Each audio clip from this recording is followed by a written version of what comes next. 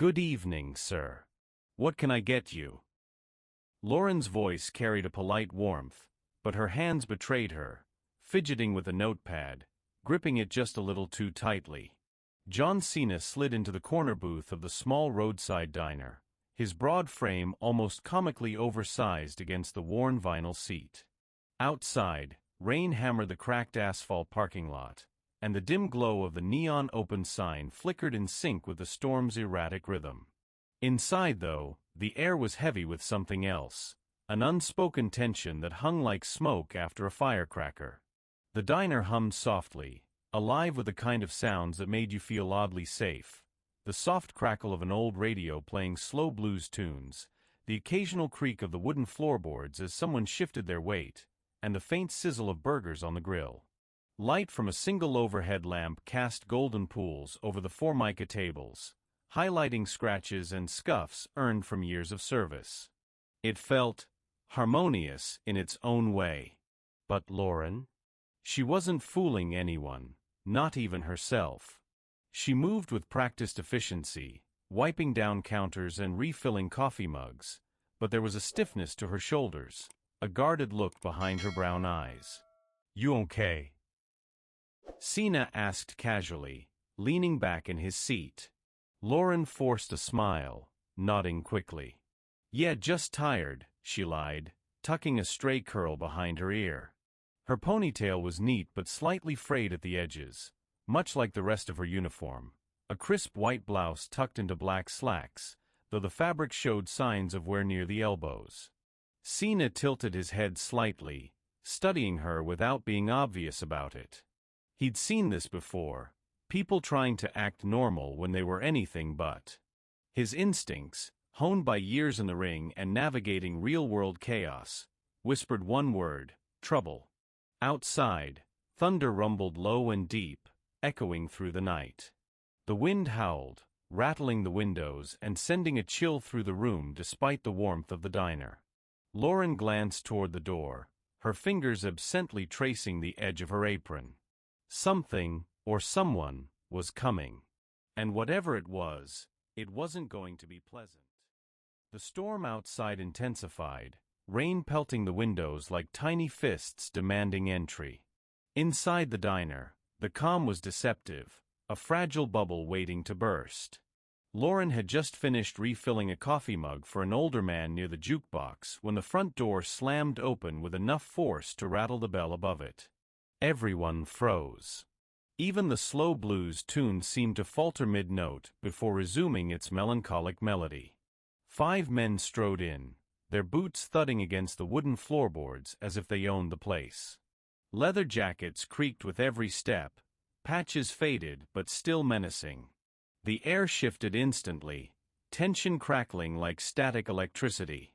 Rick led them, his scarred cheek catching the dim light from the overhead lamp. His pale blue eyes scanned the room with casual arrogance, settling on Lauren behind the counter. Well, well, Rick drawled, planting both hands on the counter with a loud slap. Look who's still here. He smirked, leaning closer to Lauren. Thought you'd have learned by now, girl. Lauren's jaw twitched, just once, but John caught it. Her fingers curled tighter around the edge of the counter, her knuckles turning white. Whatever you want, she said, her voice steady despite the sharp edge of tension cutting through it. I'm not giving it to you. One of the bikers, a lanky guy with a chipped tooth, laughed, the sound grating and mocking. Oh, I think you will. You always do eventually. Rick rolled his shoulders, his smirk widening. See that, that's where you're wrong. He plucked a sugar packet from the counter, rolling it between his fingers as if savoring the moment. This diner is in our territory. Which means you pay if you want to keep it running. That's how things work around here. John could feel the weight of the room pressing down. Fear hung thick in the air, clinging to the walls, seeping into the cracks between the floorboards. It was a familiar stench, one he hated. Lauren didn't flinch, though her trembling hands betrayed her resolve. I told you last time, I'm not giving you a damn cent, she snapped, her voice rising just enough to make Rick pause. Rick tossed the sugar packet onto the counter, his smile fading into something darker.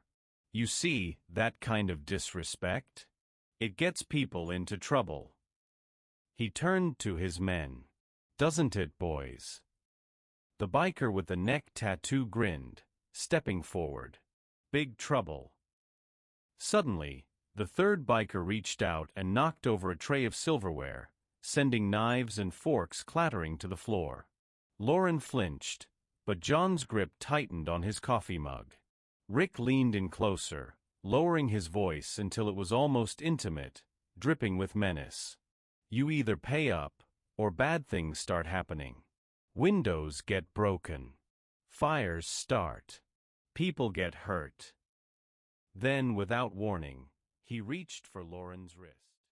Rick's fingers brushed against Lauren's wrist, and for a split second, the world seemed to freeze. It wasn't just the physical contact, it was the weight of everything it represented: fear, control, oppression. But before Rick could tighten his grip, a hand shot out like lightning, clamping down on his wrist with an iron hold that made him suck in a sharp breath. John Cena didn't say a word. He didn't need to. His presence alone was enough. Rick turned his head slowly, eyes narrowing as he registered the massive forearm connected to the hand holding him in place. Cena's gaze was calm but unmistakably dangerous, a quiet storm brewing behind those piercing blue eyes. Well, well, Rick muttered, trying to mask his unease with bravado. Looks like we got ourselves a celebrity.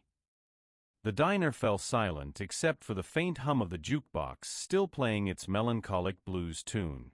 Everyone watched, their breaths held, waiting to see what would happen next. John didn't move, didn't flinch. His fingers dug into Rick's wrist, just enough to send a crystal-clear message: back off. Rick chuckled nervously, glancing at his men. They shifted uncomfortably, unsure how to respond. For years, they'd operated under the assumption that no one would stand up to them, that fear kept people in line. But now, standing before them was someone who didn't play by those rules. You think being famous means something here? Rick sneered, attempting to wrench his arm free.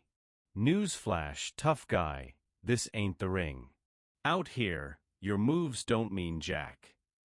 John finally spoke, his voice low and controlled. You've had your fun. Now leave. For a moment, Rick hesitated, pride wrestling with common sense. The pressure on his wrist intensified slightly, and his bravado faltered. Then something changed in his expression.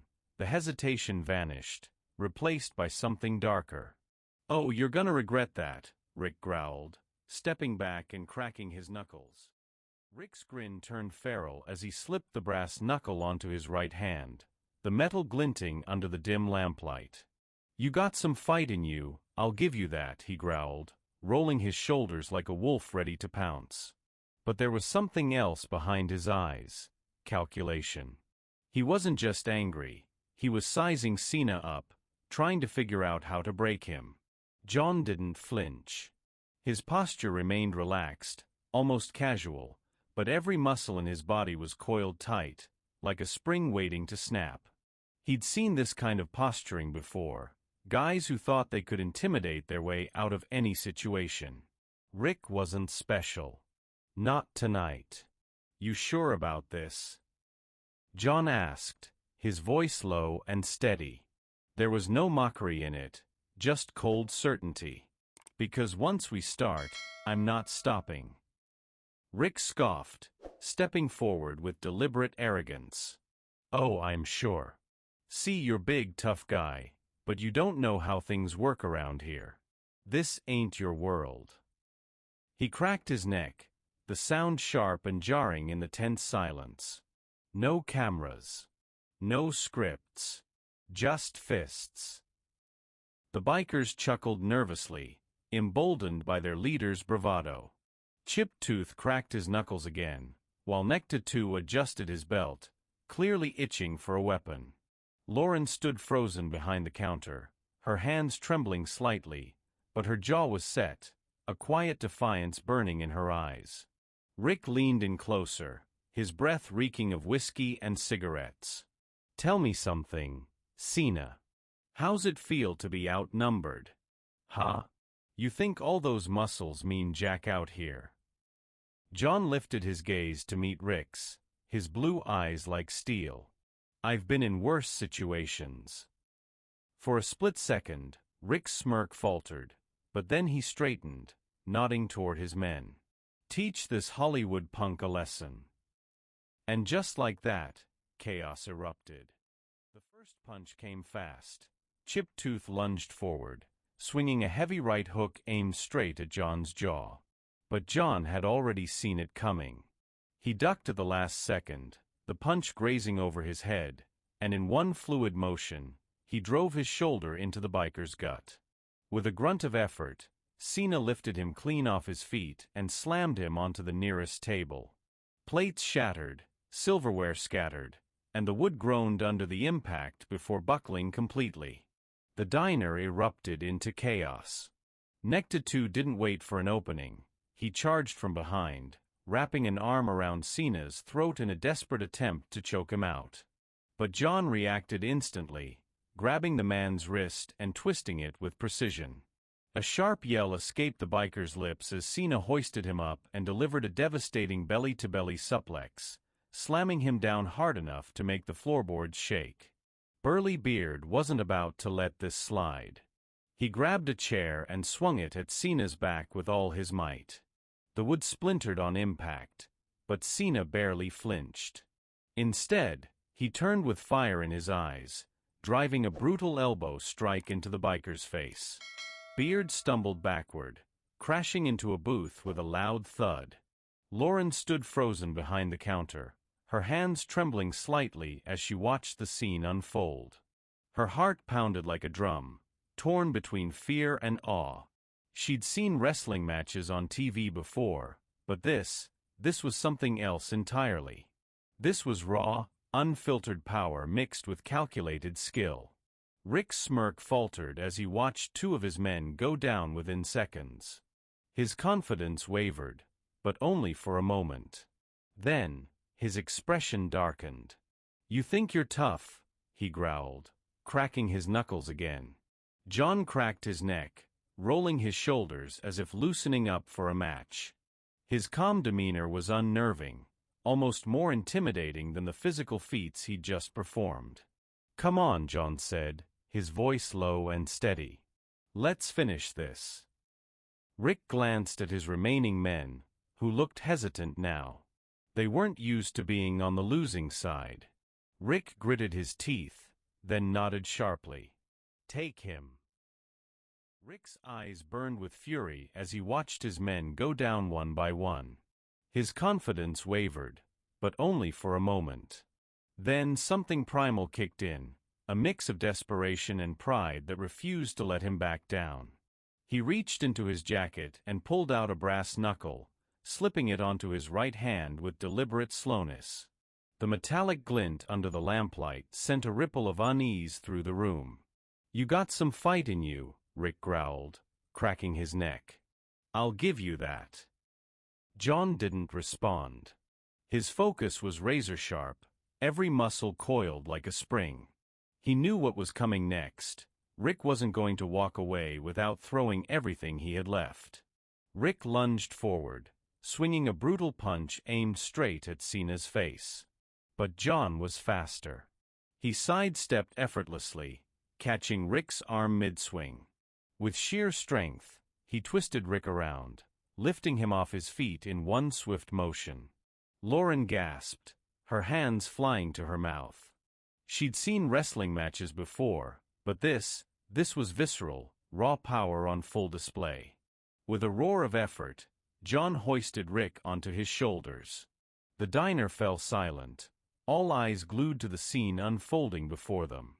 In one devastating motion, CENA executed his signature move, the attitude adjustment, slamming Rick onto a broken table. The wood splintered beneath the force, sending shards flying across the floor. Rick groaned, his body crumpling as he lay still amidst the wreckage. The room stayed frozen for a beat, the weight of what had just happened sinking in. Lauren stared, her breath shaky, her heart hammering against her ribcage. It wasn't just the physical act, it was the symbolism. For years, Rick and his gang had terrorized people, making them feel powerless. But now, someone had stood up and taken them down. John dusted off his hands, glancing around the wrecked diner. Booths were overturned, shattered dishes covered the floor, and the jukebox sparked where the last biker had crashed into it. Outside, sirens wailed in the distance, their flashing lights painting the rain-slicked pavement. Rick coughed, rolling onto his side. His voice was weak, but laced with venom. You're gonna regret this." John crouched down beside him, his tone low and firm. "No, you're gonna regret this. You and your boys are done here." He pointed to the door. "You ever come near this place again, I won't go easy on you next time." Rick said nothing, his breath ragged. Sergeant Michaels signaled his officers, who began cuffing the bikers. One by one, they dragged the groaning men toward the door. Rick twisted his head to glare at Lauren, his face contorted with rage. "You're making a mistake, girl," he spat. "This isn't over. I've got people, and they don't take kindly to losing one of their own." John took a single step forward, and Rick immediately shut his mouth. His body tensed involuntarily, remembering the power behind those hands. CENA leaned down, his voice quiet but loaded with warning. "This is over," he said. "You come near her again, and I won't stop at just putting you through a table." Rick swallowed hard. He believed him. The diner was a mess. Shattered glass crunched underfoot, broken furniture lay scattered like the remnants of a battlefield, and the jukebox sat tilted against the wall, its wires exposed where it had been knocked loose. Lauren moved slowly through the wreckage, her hands trembling slightly as she picked up overturned chairs and swept up shards of broken plates. The adrenaline from the fight had worn off, leaving her drained but strangely lighter. For the first time in months, maybe even years, she felt like she could breathe again. John CENA still sat at his booth, his meal now growing cold on the table. He watched Lauren work, his sharp eyes taking in every detail, the way her shoulders sagged with exhaustion but straightened when she caught someone looking, the flicker of determination in her brown eyes that hadn't been there before. "You don't have to do all this," John said finally, breaking the silence. His voice was calm but carried enough weight to make Lauren pause mid-sweep. "Somebody's got to clean it up," she replied, forcing a small smile. "Might as well be me." John nodded, but didn't look convinced. He leaned back against the seat, exhaling slowly. "You okay?" Lauren stopped what she was doing for a second, gripping the broom handle tightly. Was she okay? She wasn't sure. Sure, she'd faced down those bikers before. They'd pushed her around, threatened her, made her feel powerless. But tonight had been different. Tonight, they hadn't just been slapped away, they'd been dismantled. "I think so," she said eventually, meeting his gaze. "I should be asking you that. Those guys weren't exactly pulling their punches." John smirked slightly, rolling his shoulder. "I've had worse." Lauren shook her head, muttering under her breath, "Of course you have." The bell above the door creaked open again, and Lauren stiffened instinctively. But this time, it wasn't another threat. It was one of the customers who had hidden during the fight, stepping cautiously back into view. A few others followed suit, emerging from their booths or behind counters, their eyes darting toward the door as if expecting the bikers to storm back in. But instead of fear, something else lingered in their expressions now: relief, admiration, maybe even hope. One of the truckers, a grizzled older man with a thick gray beard, crossed his arms over his chest. "Hell of a thing you did, son," he said, his voice gruff but approving. "Ain't never seen nobody put those bastards in their place like that." A woman near the counter, still clutching her purse, nodded. They've been shaking people down for years. No one ever stands up to them. We all just let it happen. Lauren swallowed hard. She knew it was true. The bikers had run this part of town like they owned it, demanding money from businesses, terrorizing anyone who refused to pay up. Most folks had learned to live with it, avoiding conflict, keeping their heads down. John didn't say anything for a moment. He just looked around at the faces watching him, studying the mix of fear and relief. Finally, he exhaled through his nose and sat forward, resting his elbows on the table. "That's how they keep control," he said simply. "They make you feel like there's nothing you can do, like standing up to them isn't worth it." The trucker nodded. "Yeah, and sometimes it ain't, not when they've got numbers like they do." "But they're not invincible," Lauren interjected suddenly, surprising even herself with the strength in her voice. She set the broom down and looked around the diner. "They act like they own this place, but they don't. And if people stop being afraid of them, if more of us fight back, maybe they'll realize that." Silence followed her words, heavy and thoughtful. John gave her a small nod, like he approved of what she was saying. "You're right," the trucker muttered. The woman at the counter let out a low chuckle. "Guess the question is, what happens now?" Lauren hesitated. That was the real question, wasn't it? The bikers were gone for now, but Rick's parting words still echoed in her mind. "You think this is over?" "I got people." She forced herself to push down the lingering fear. Now she filed a report, pressed charges, and hoped the cops actually did their job. "Hope's a funny thing," John murmured. Lauren met his gaze. "Do you think it'll be enough?" John sighed, running a hand over his jaw. "It's a good start. But guys like Rick, they don't just disappear because they get arrested once. He's going to be pissed. And if he's got people like he says." The words hung in the air, unspoken but clear. "So what do we do?" the woman at the counter asked quietly. John glanced around the room. "You don't let fear win," he said simply. "If they come back, you stand together. You don't let them push you around anymore." The trucker snorted. Easier said than done. John's expression hardened slightly. "It's not about what's easy. It's about what's right." The silence stretched between them, but this time it wasn't heavy with fear, it was heavy with determination. Lauren nodded slowly, turning back to the counter. "Then I guess I better make that call." She picked up the diner's old landline and dialed the police station. The line rang twice before a dispatcher picked up. "This is Lauren James from the roadside diner on Carson Street," she said, her voice steady. "I'd like to file a formal complaint against Rick Dawson and his crew, extortion, property damage, assault." Her eyes met John's as she spoke, the weight of what she was doing settling fully in her chest.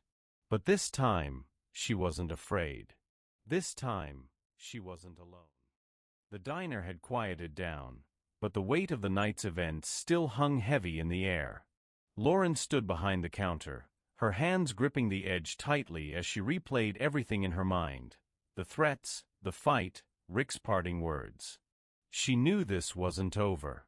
Rick had made that clear when he snarled, "You think this is over? I've got people." But for now, justice had been served, or at least, the first step toward it. The police had taken Rick and his gang away, their battered bodies dragged into the back of cruisers like the criminals they were. The young officer who had accompanied Sergeant Michaels lingered near the door, glancing around at the wreckage before turning to Lauren.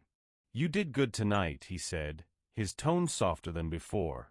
"Not everyone has the guts to press charges against guys like that."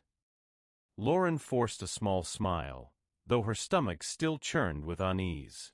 "I didn't have a choice," she admitted quietly. "If I didn't do something now, they'd just keep coming back." The officer nodded, his expression grim. Yeah, well, we'll do what we can to make sure they don't. We're assigning extra patrols around here for the next few weeks. Just in case. Thanks, Lauren murmured, clutching the business card he had left on the counter. It felt heavier than it should, a small piece of paper carrying the promise of protection. John Cena sat silently at his booth, watching the exchange. He could see the exhaustion etched into Lauren's face, the way her shoulders sagged slightly under the weight of everything she'd been through. But there was something else there too, resolve. A flicker of defiance that hadn't been there before. The trucker who had recorded the fight approached her again, his phone still in hand. "Video's ready," he announced, holding it up for her to see. "You sure you want me to post it?" Lauren hesitated, biting her lip. Posting the video meant exposing not just Rick and his gang, but herself too. People would talk. The town would know her name. And while part of her wanted to stay hidden, safe from scrutiny, another part of her realized that silence was exactly what guys like Rick counted on. "Yeah," she said finally, her voice steady despite the knot in her chest. "Post it."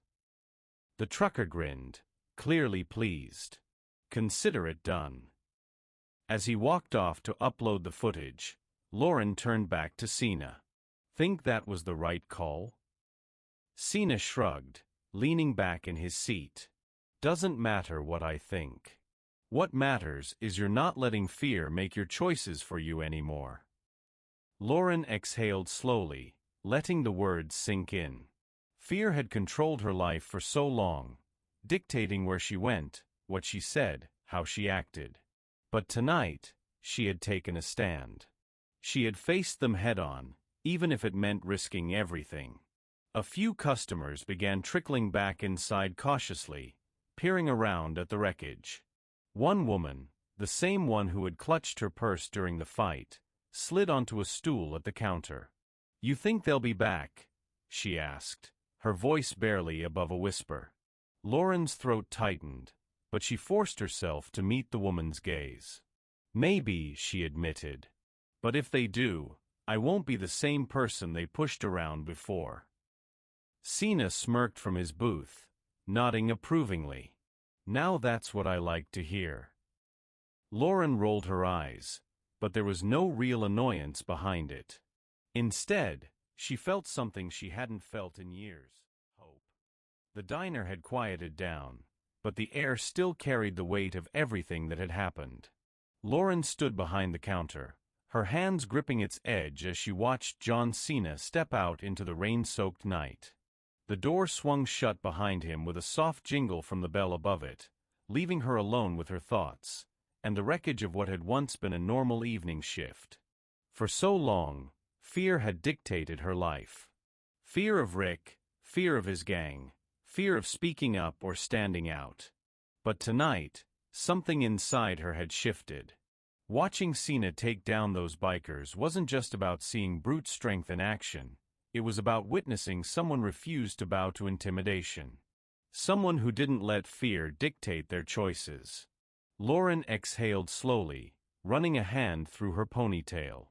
Her uniform, still the same white blouse and black slacks, was streaked with dust and splinters from the fight, but she barely noticed. She turned back to the counter, picking up the business card the officer had left for her. It felt heavier than it should, a symbol not just of protection, but of accountability. Of standing up when silence would have been easier. "You really think they'll come back?" she muttered aloud, more to herself than anyone else. The trucker who had recorded the fight glanced up from his booth, where he sat scrolling through video clips on his phone. "Maybe," he said gruffly, setting the device down. "But if they do, you won't be facing them alone this time." Lauren gave him a small smile, though doubt still lingered at the edges of her mind. Rick's parting words echoed again. "You think this is over? I've got people." She shook her head slightly, forcing herself to focus on the present. Whatever came next, she couldn't control it, not yet. What she could control was how she responded. And tonight, for the first time in years, she had chosen to fight back. John's final words before leaving replayed in her head. Next time someone like Rick walks through that door, you already know what to do. Did she? Did she really? Lauren straightened, squaring her shoulders as she looked around the diner. The broken furniture, the shattered glass, the jukebox tilted against the wall, it was all evidence of what had happened here. Evidence that she hadn't backed down. That she'd stood her ground even when the odds were stacked against her. And maybe that was enough, for now. The woman who had clutched her purse during the fight approached the counter hesitantly, her expression softer now. "You did good tonight," she said quietly. "Real good." Lauren nodded, swallowing hard. "Thanks. I just hope it's enough." "It's a start," the woman replied firmly. Then, after a pause, she added, "People are going to hear about this, you know. About what you did. About what he did." She gestured toward the door CENA had exited through. Lauren let out a shaky laugh. "Yeah, well, I guess we'll see how that goes." The woman smiled faintly before heading toward the exit, leaving Lauren alone again. Well, almost alone. The trucker was still there, tapping away at his phone. "Video's live," he announced without looking up. "Already got a few hundred views. People are loving it." Lauren froze, her heart skipping a beat. She hadn't thought about how quickly things might escalate outside the confines of this little roadside diner. Posting the video meant exposing not just Rick and his gang, but herself too. People would talk. They'd speculate. Some might even blame her for stirring trouble. But then she remembered CENA's words. What matters is you're not letting fear make your choices for you. She exhaled sharply, nodding to herself. If fear had controlled her life for so long, maybe it was time to stop letting it win. The diner door creaked open one last time, and Lauren tensed instinctively. But instead of another threat, an older man walked in, someone she recognized from town. He hesitated near the threshold, taking in the destruction before stepping closer. "Heard what happened here tonight," he said gruffly, tipping his hat slightly.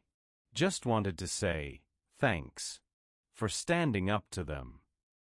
Lauren blinked, surprised by the sincerity in his voice. You're welcome?" The man nodded, glancing around at the mess. "This place'll get cleaned up. Things'll go back to normal. But tonight changes something." He turned to leave, pausing only to add, "Don't forget that." As the door closed behind him, Lauren felt a strange warmth spread through her chest. Maybe change wasn't immediate. Maybe it wouldn't come easily. But it was happening, right here, right now. The diner door swung shut behind John CENA, the faint jingle of the bell above it barely audible over the soft hum of the rain. Lauren stood frozen for a moment, her hand still resting on the counter where she had shaken his, a gesture that felt both monumental and intimate. The night had changed everything, not just for her, but for everyone who had witnessed what happened here. Lauren turned back to the wreckage of the diner, the shattered glass, the overturned booths, the jukebox tilted awkwardly against the wall. It was a mess, no doubt about it. But as she surveyed the damage, something inside her shifted. This wasn't just a broken-down diner anymore. It was a symbol, a testament to standing up when the odds were stacked against you. She picked up the broom again, sweeping shards of glass into a pile near the baseboards. Her movements were deliberate now, less frantic than before. Each sweep felt like reclaiming a piece of herself, rebuilding what had been torn down. "You think this'll stick?" a voice asked quietly. Lauren glanced up to see the woman who had clutched her purse during the fight. She was seated at the counter now, nursing a cup of coffee, her expression thoughtful. "I don't know," Lauren admitted, leaning on the broom handle. "But I know one thing, they're not walking all over me anymore." The woman nodded slowly, her eyes flickering toward the business card left by the officer. You did good tonight. Real good. Lauren exhaled, running a hand through her ponytail. Yeah, I guess I did. The trucker who had recorded the fight approached her again, his phone in hand. Video's live, he announced, holding it up for her to see. Already got a few hundred views. People are loving it. Lauren hesitated, biting her lip. Posting the video meant exposing not just Rick and his gang, but herself too. People would talk. They'd speculate. Some might even blame her for stirring trouble. But then she remembered CENA's words. What matters is you're not letting fear make your choices for you. She exhaled sharply, nodding to herself. If fear had controlled her life for so long, maybe it was time to stop letting it win. As the night wore on, the diner slowly returned to some semblance of normalcy. Customers trickled back incautiously, their expressions a mix of curiosity and admiration. One older man tipped his hat slightly as he passed Lauren. Heard what happened here tonight, he said gruffly. Just wanted to say, thanks. For standing up to them. Lauren blinked, surprised by the sincerity in his voice. You're welcome? The man nodded, glancing around at the mess. This place'll get cleaned up. Things'll go back to normal. But tonight changes something. He turned to leave, pausing only to add, don't forget that.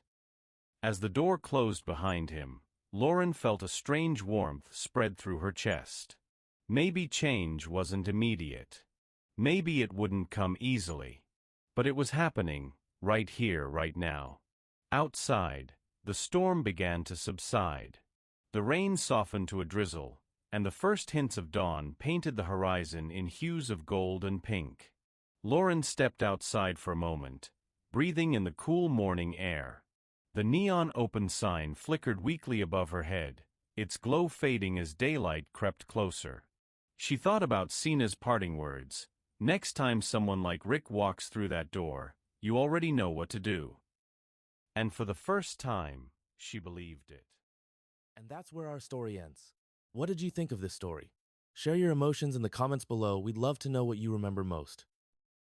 If you enjoyed this story, don't forget to hit the like button and subscribe for more unforgettable stories. And if you are in the mood for another exciting story, check out our next video. It's waiting for you. Until then, stay curious, get inspired, and keep exploring the stories that make life extraordinary. See you in the next one.